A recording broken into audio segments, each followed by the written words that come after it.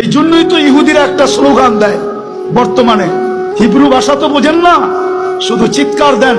ইহুদিদের একটা স্লোগান এখন চলতেছে, স্লোগান সারা দুনিয়ার ইহুদিদের, যেটা আমি আরবি ভাষায় বানায় নিয়ে আসছি। ইহুদিদের স্লোগান, এখনই সময়, এখনই সময়, এখনই সময় আন তুদাম্মিরুল মুসলিমিনা কাইফা তুরিদুনা আন তুদাম্মিরুহা। এখনই সুবর্ণ সুযোগ, যেমন মনে চায় মুসলমানদেরকে জমিনের সাথে মিশায়া দাও, এখনই সুযোগ। আপনি বলবেন কেন? ওদের কিতাবে লেখা আছে যেই দিন ফজরের জামাত আর জুমার জামাত মুসলমানের সমান হবে, ওই দিন মুসলমানের বিজয়ের পালা শুরু হবে। ওরা শুধু আপনাদেরকে দেখে না, আপনাদের মসজিদের উপরও স্যাটেলাইট লাগায় রাখছে, সিসি ক্যামেরা লাগানো আছে, ওরা দেখে ফজরে কয়জন, জুমায় কয়জন। এই জন্যই ওরা চিৎকার দিতেছে এখনই সুবর্ণ সুযোগ।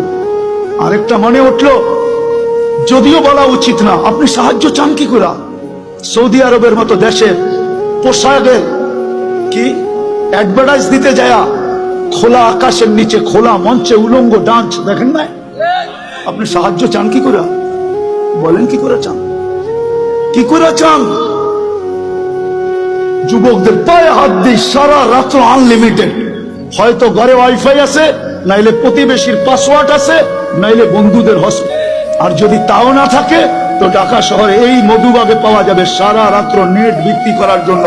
ও সজাগ থাকে, যার নেট শেষ সাথে সাথে যোগাযোগ সাথে সাথে এমবি পাঠায় দেয়, সারা রাত্র নেটের ভিতরে ঘুরতে থাকে। কিনা দেখে সাহায্য চান কি করে?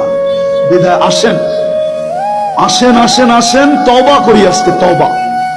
একটাই রাস্তা খোলা আছে উম্মতের সামনে, যদি 200 কোটি উম্মত তওবা করে।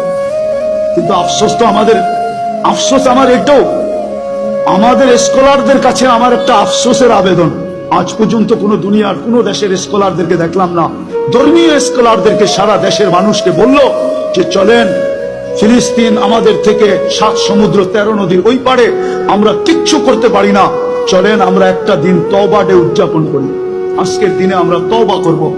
অথবা আজকের দিনটা আমরা ওদের জন্য রোজা রাইখা ইবাদতের ভিতরে কাটায়া আল্লাহর কাছে মেসেজ দিব, আল্লাহ 7 সমুদ্র 13 নদীর এই পারে আমরা না টাকা পাঠাইতে পারি, না পয়সা পাঠাইতে পারি, না ওদের জন্য কাপড় পাঠাইতে পারি, না খাদ্য পাঠাইতে পারি, আমরা কিছু করার ক্ষমতা রাখি না, আমরা যাইতেও পারবো না। যদিও সমস্ত দেশ অনুমতি দিবে, কিন্তু আপনার প্রতিবেশীর দেশ অনুমতি দিবে না যে আপনি ইসরায়েলে, ফিলিস্তিনে যাবেন ইসরায়েলের বিরুদ্ধে, আপনার প্রতিবেশী দেশ আপনাকে অনুমতি দিবে না, না, না, না, না।